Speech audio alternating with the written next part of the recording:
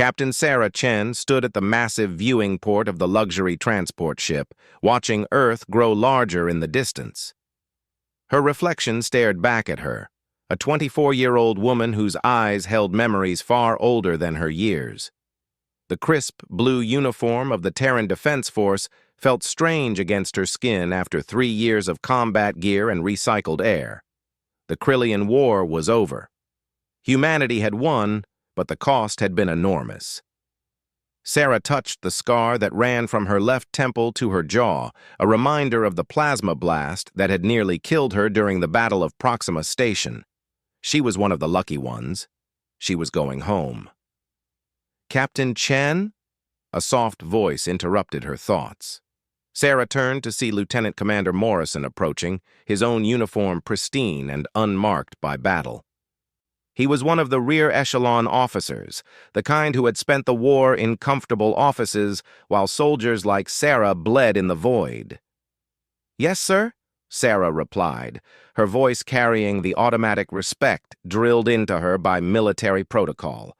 Morrison smiled in a way that didn't reach his eyes. "I wanted to personally congratulate you on your decoration. The Cross of Valor is quite an honor. Your actions at the Kepler Defense saved thousands of lives." Sarah nodded curtly. She remembered Kepler, the screaming of twisted metal, the taste of blood in her mouth, her squad dying around her as she held the line against impossible odds. The metal felt heavy in her dress uniform pocket, but not as heavy as the memories. "Thank you, sir. Just doing my duty." "Well, I'm sure you're excited to return to civilian life. I understand your family has quite the social position on Earth, the Chen industrial dynasty, if I'm not mistaken." Sarah's jaw tightened.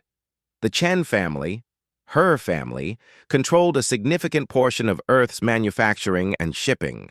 Old money, older power, and a world she had deliberately left behind when she enlisted at 18 against her parents' wishes. "Something like that?" she said. Morrison continued, oblivious to her discomfort. "I imagine there will be quite the celebration when you arrive. The prodigal daughter returns, a war hero no less. The social calendars must be buzzing with excitement." The transport shuddered slightly as it began its descent through Earth's atmosphere. Sarah could see the familiar blue and green of her home world, the gleaming cities, the orbital platforms that had never seen a single enemy shot fired in anger. It looked peaceful, safe, nothing like the shattered world she had fought to defend. "If you'll excuse me, sir, I need to prepare for landing," Sarah said, already moving away from the viewing port. "Of course, Captain. Perhaps we'll see each other at some of those high society events. I have connections in those circles myself." Sarah didn't respond. She made her way to her quarters, a small but comfortable cabin that felt luxurious compared to the cramped bunkers and battle-damaged ships she had called home for the past 3 years. Her personal belongings fit into a single duffel bag, everything that mattered to her from her military service. As she packed, Sarah's hands found the small holo projector that contained images of her squad. 12 faces smiled back at her, young men and women who had trusted her with their lives. Only 3 had made it home alive, and none of them unscathed. Martinez had lost both legs to a Krillian mine. Petrov was blind from a chemical attack. Williams suffered from neural damage that left him unable to speak properly. And then there was Sarah herself, the youngest officer to ever command a frontline combat unit, the soldier who had earned every medal through blood and sacrifice. The girl who had left Earth seeking adventure had returned as something else entirely, a weapon forged in the fires of war, shaped by loss and hardened by necessity. The landing announcement echoed through the ship's corridors. Sarah sealed her duffel bag and made her way to the debarkation area. Through the viewports, she could see the private landing platform where a small crowd had gathered. Even from this distance, she recognized the expensive clothing, the perfect grooming, the casual arrogance of Earth's elite. Her mother, Elena Chen, stood at the front of the group, her silver hair styled perfectly, wearing a dress that probably cost more than a soldier's yearly salary. Beside her was Sarah's father, Marcus, his powerful frame clothed in an immaculate suit, his face wearing the expression of controlled emotion that had made him one of Earth's most successful businessmen. The other faces were familiar too. Family friends, business associates, society reporters with their recording devices. They were all here to witness the return of the Chen family's war hero daughter, to see how the story would unfold for their entertainment and social advantage. Sarah took a deep breath and adjusted her uniform one final time. The war was over, but as she looked at the gathering crowd of Earth's social elite, she realized that her greatest battle might be just beginning. The enemy this time wouldn't be alien invaders with plasma weapons and void fighters. It would be something far more insidious, the expectations, manipulations, and power games of the world she had once fled. The transport touched down with barely a whisper, the advanced landing systems making the massive ship's arrival seem effortless. Sarah picked up her duffel bag and walked toward the exit, her military bearing automatic and precise. As the airlock cycled open, she stepped out into Earth's clean air and the flash of recording devices. Elena Chen moved forward first, her arms opening for an embrace that Sarah accepted with mechanical precision.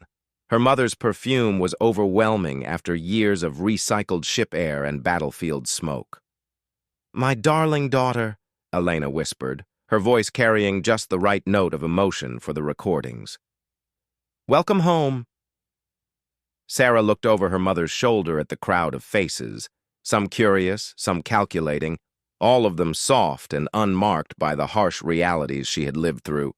These people had continued their lives of luxury and comfort while she had fought for humanity's survival. They had attended parties and social gatherings while she had watched friends die. "It's good to be back," Sarah said, the lie coming easily to her lips. But as she stood there in the embrace of her family, surrounded by the glittering elite of Earth society, Sarah Chen couldn't shake the feeling that she was walking into enemy territory once again. Only this time, she wasn't sure she knew how to fight the battle that awaited her. The Chen family mansion hadn't changed in the 3 years Sarah had been gone. The same marble floors gleamed under crystal chandeliers, the same priceless artwork adorned the walls, and the same sense of isolated luxury permeated every room. Sarah sat in her childhood bedroom, which had been preserved exactly as she had left it: pink walls, delicate furniture, and photographs of a smiling teenager who no longer existed. A soft knock interrupted her thoughts. "Sarah, darling?" Her mother's voice carried through the door. "The styling team is here for tonight's gala." Sarah looked down at her hands, noting the calluses from weapons handling, the small scars from various injuries.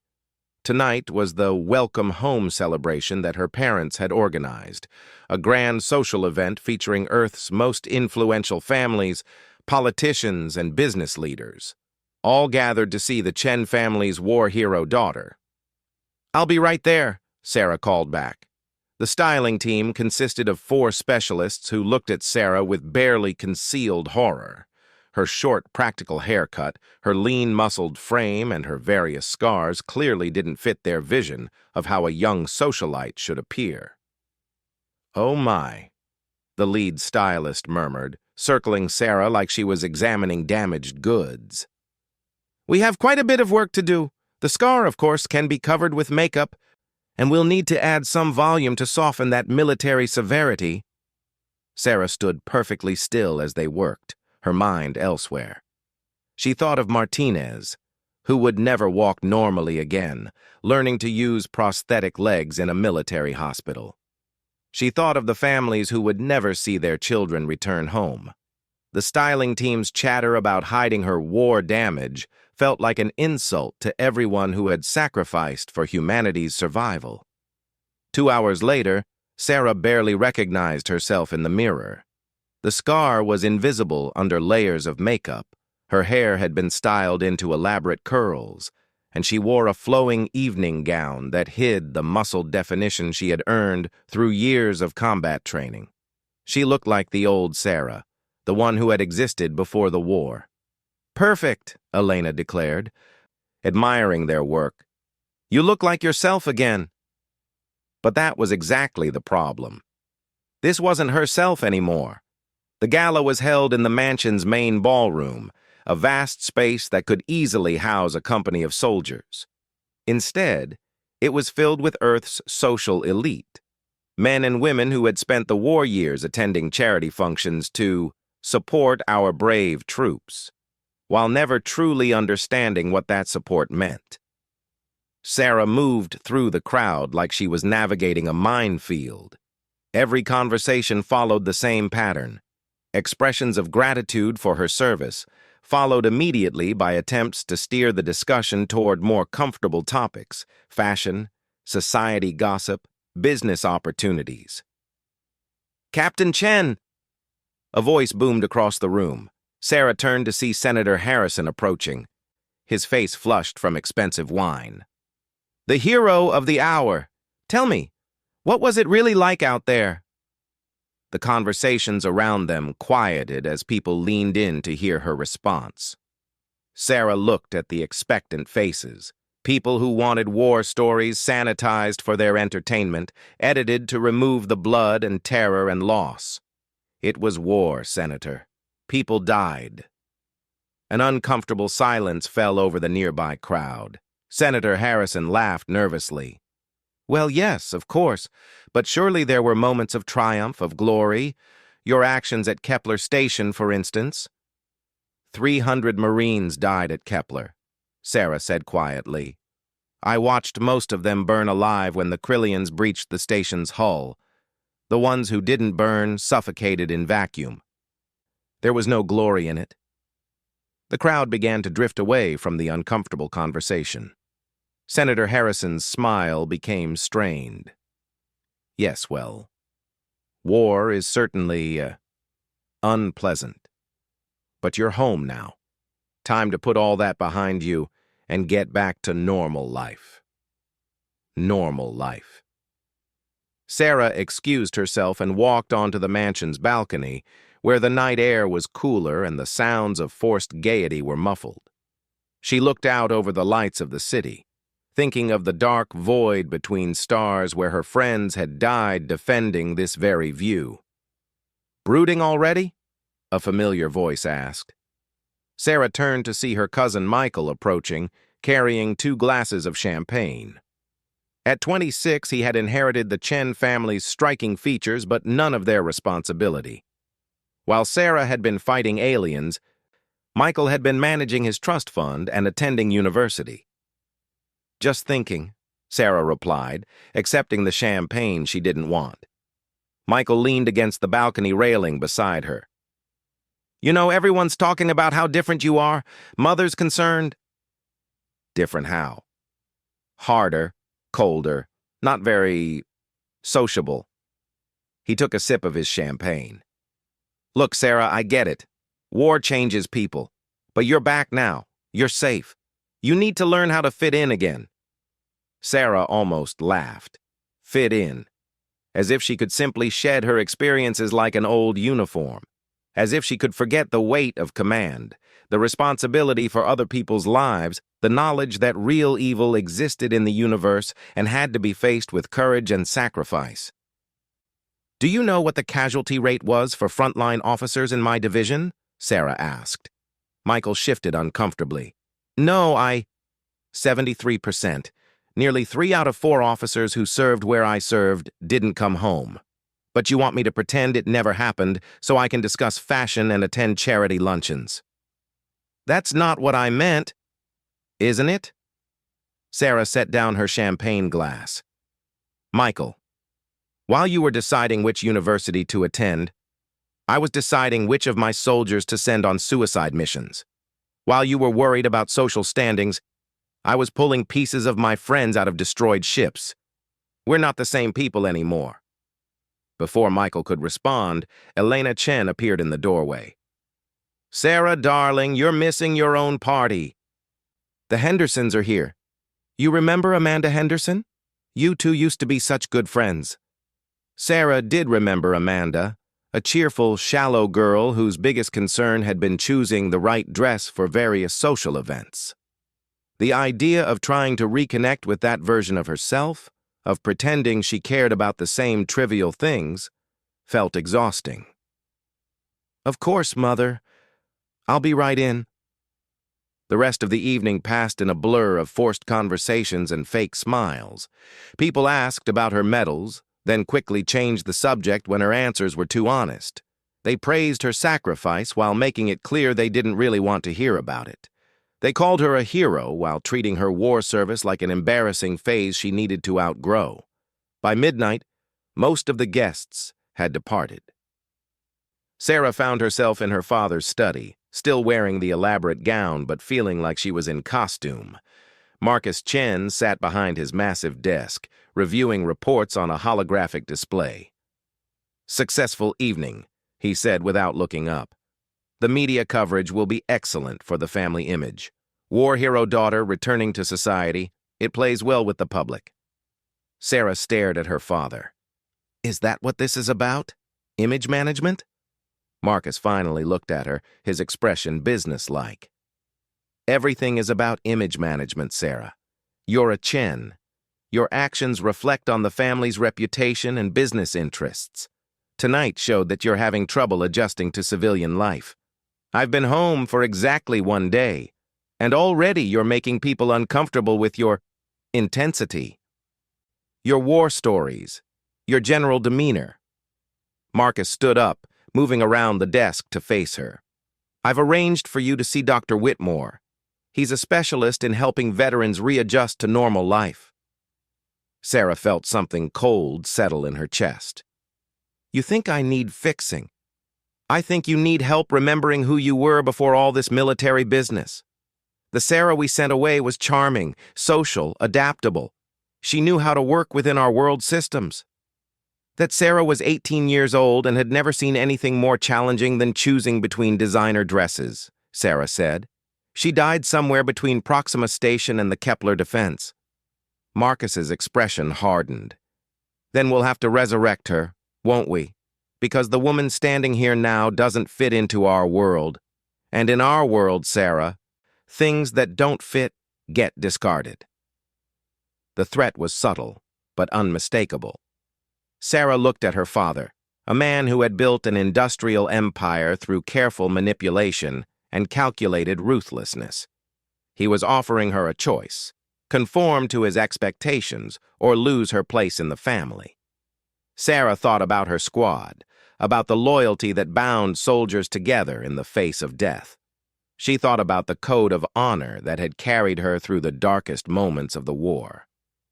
Then she looked at the opulent study, at the man who viewed her as a business asset that needed proper management. For the first time since coming home, Sarah understood what her real battle would be. It wouldn't be fought with weapons or tactics she had learned in the military. It would be fought for something more important than territory or resources. It would be fought for her soul. Sarah spent the next 3 weeks playing the role everyone expected of her. She attended Dr. Whitmore's sessions, where the soft-spoken psychiatrist tried to convince her that her aggressive tendencies and emotional disconnection were symptoms that needed treatment. She appeared at charity luncheons, where wealthy women raised funds for causes they didn't understand while discussing the latest fashion trends. She smiled at dinner parties where men who had never left Earth's atmosphere made jokes about alien hunting. But late at night, in the privacy of her room, Sarah maintained her military discipline. She exercised, practiced combat forms, and stayed in contact with her surviving squad members through encrypted messages. Martinez was learning to walk again. Petrov was adapting to his blindness with typical stubborn determination. Williams was slowly regaining his speech through therapy. They were fighting their own battles, just as she was fighting hers. The breaking point came during a business dinner at the exclusive Meridian Club. Sarah sat beside her father as he entertained potential investors, men and women who controlled vast fortunes and had come to discuss expanding into the post-war reconstruction markets. The conversation was flowing around her like background noise, until one phrase caught her attention. "Of course, the real money will be in the outer colonies," Investor Morrison was saying, the same Lieutenant Commander Morrison from the transport ship, now apparently retired and working in private finance. "Those worlds the military abandoned during the war are prime real estate now. No messy legal claims from previous inhabitants, minimal terraforming costs." Sarah's fork stopped halfway to her mouth. "Abandoned worlds?" Morrison smiled at her with the same condescending expression he had worn on the transport. "Well, yes, Captain. Surely you know about the strategic withdrawals. Military necessity, of course, but it does create opportunities for the private sector." "You mean the evacuations?" Sarah said quietly. "The colonies that were evacuated because they couldn't be defended." "Precisely. And now that the war is over, we can move in and develop those resources properly, much more efficient than trying to work around existing settlements." Sarah set down her fork. Around the table, the conversation was continuing. But she was no longer hearing it. She was remembering New Harmony, a farming colony of 12,000 people that had been evacuated just days before the Krillians arrived. She had been part of the escort fleet that had carried those families away from their homes, their entire lives reduced to whatever they could carry. "What about the colonists?" Sarah asked. Morrison waved dismissively. "Oh, I'm sure they've been relocated somewhere suitable. The important thing is that these worlds are now available for proper development. My consortium has already identified 17 former colony worlds with excellent mining potential." Sarah looked around the table at the faces nodding in agreement. These people were discussing the homes of thousands of families like they were discussing stock prices. The colonists who had lost everything were just inconveniences to be brushed aside in favor of profit margins. "Those were people's homes," Sarah said, her voice carrying across the table. The conversation stopped. Marcus Chen gave his daughter a warning look, but Sarah was beyond caring about social propriety. Morrison's smile became patronizing. "Of course, Captain, and I'm sure it was very sad for them, but war requires sacrifices, doesn't it? And now we can ensure those sacrifices weren't in vain by making productive use of those resources." Sarah stood up slowly, her chair scraping against the marble floor. Every person at the table was staring at her, but she only had eyes for Morrison. "You want to know about sacrifice?" Sarah's voice was deadly quiet. "Private Jensen from New Harmony died holding the rear guard so the last transport could escape.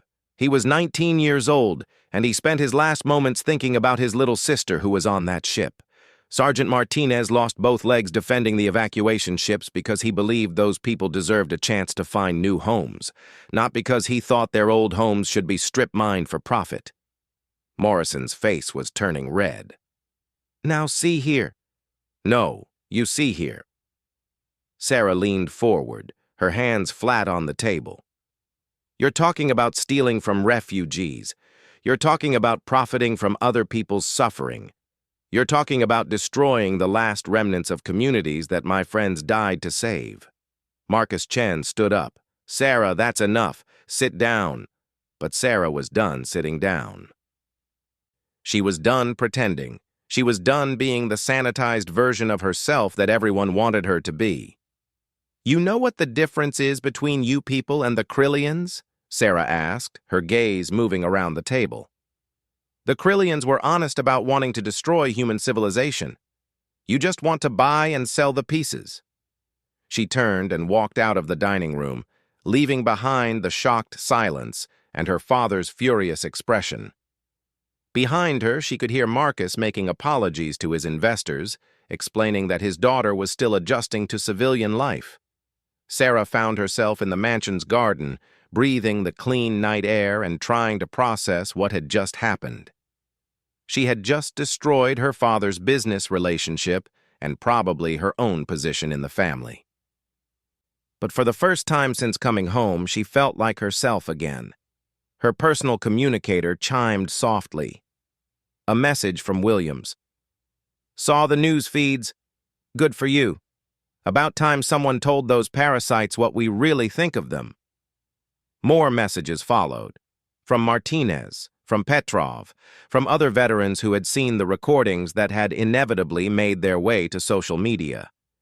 The story was spreading. War hero confronts investors over colony exploitation. Within hours, Sarah's communicator was flooded with messages from reporters, but also from people she didn't know.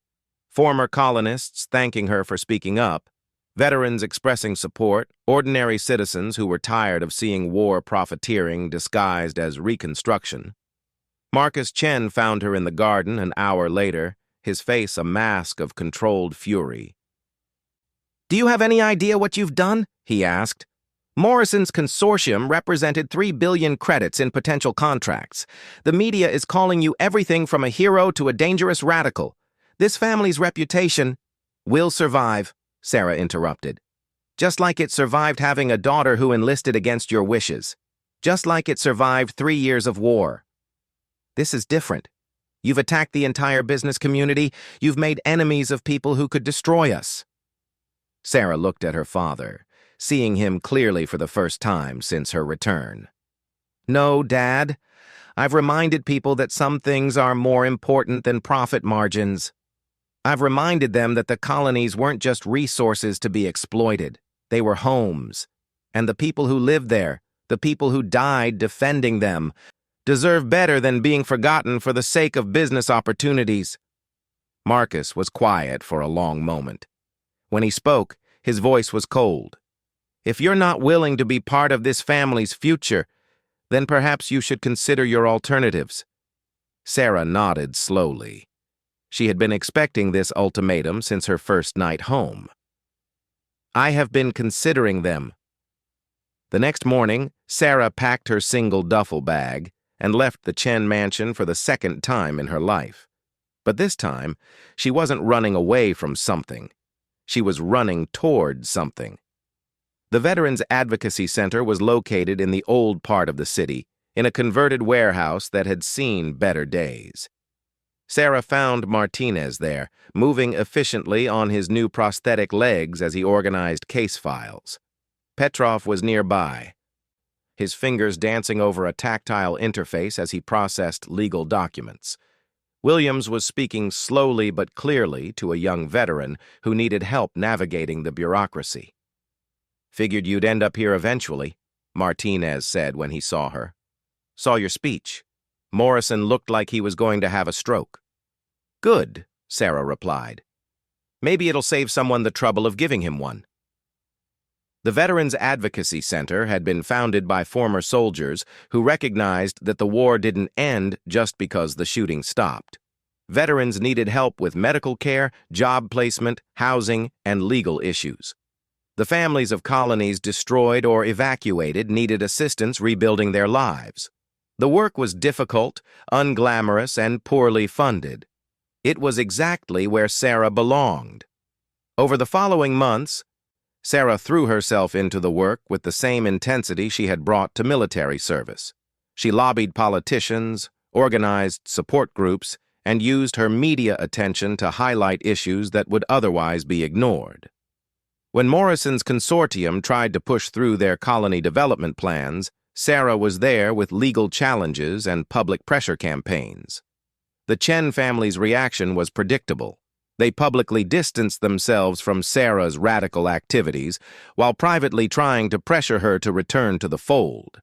Marcus cut off her trust fund, froze her bank accounts, and had her removed from all family business records. Sarah found that she didn't care. She was earning enough from her advocacy work to rent a small apartment near the center. She ate simple meals and wore practical clothes. She slept well at night because her work had purpose and meaning. 6 months after leaving home, Sarah received an unexpected visitor. Elena Chen arrived at the Veterans Center dressed in her usual elegant style, looking completely out of place among the sparse furnishings and military veterans. "Hello, Mother," Sarah said, not looking up from the legal brief she was reviewing. Elena sat down carefully in the metal folding chair across from Sarah's desk. Your father doesn't know I'm here. I assumed as much. Elena was quiet for a moment, studying her daughter's face. Sarah had stopped covering her scar with makeup months ago, and it was clearly visible across her cheek. Her hair was pulled back in a simple ponytail, and she wore a practical business suit that had seen better days. You look... Elena paused, searching for words. You look like yourself. Sarah glanced up, surprised by the comment. Do I? Yes. For the first time since you came home, you look like the woman I raised. Strong, determined, uncompromising when it comes to doing what's right. Elena's voice was soft. I'm proud of you. Sarah felt something tight in her chest begin to loosen. Even though I've destroyed the family reputation? Elena smiled, the first genuine smile Sarah had seen from her since returning from the war. Darling, the Chen family reputation was built by people who weren't afraid to fight for what they believed in. Your great-grandfather started this family's fortune by standing up to corrupt politicians and business cartels. He would have loved what you did to Morrison. Over the following hour, Elena listened as Sarah explained the work she was doing at the center. She showed her mother the files on colonial refugees who had been denied resettlement assistance, the veterans who were being shortchanged on their medical benefits, the families who were still searching for loved ones lost in the war. This is important work, Elena said finally, and you're good at it, but you're also underfunded and understaffed. Sarah nodded. We make do. Elena stood up and walked to the window, looking out at the busy street below. What if you didn't have to make do?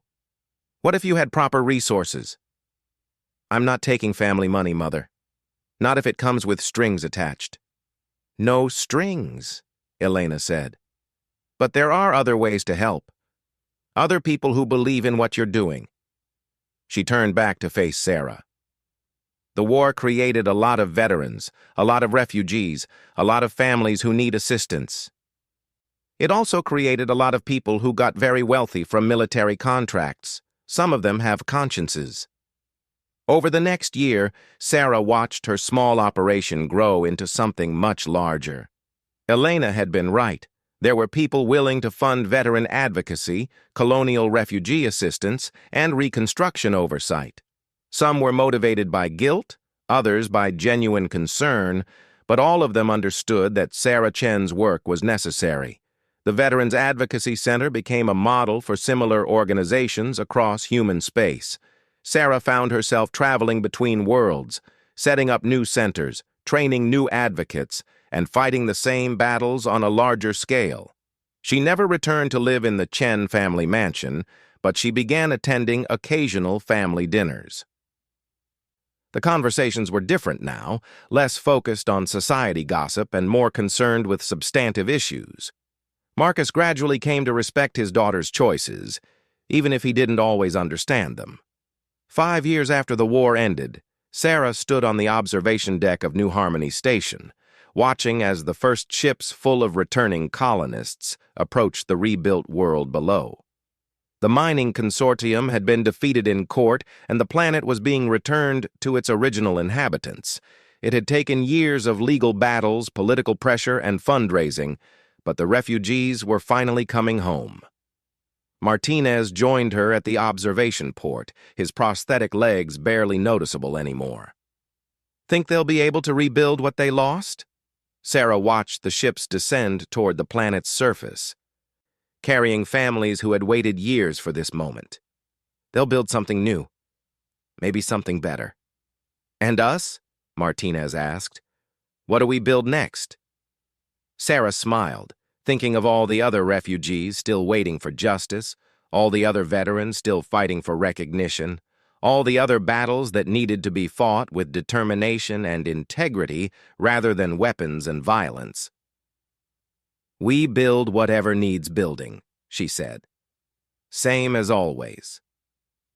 The young soldier had survived the war, and she had survived the trials of high society, but most importantly, she had discovered that both experiences had prepared her for something greater, a life spent in service to something larger than herself, using the strength and values that made humanity worth defending in the first place. The war had taught her how to fight. High society had taught her what was worth fighting for. Now she was ready to face whatever challenges the future might bring, armed with the most powerful weapons in the human arsenal: compassion, determination, and the absolute refusal to accept that things couldn't be better than they were.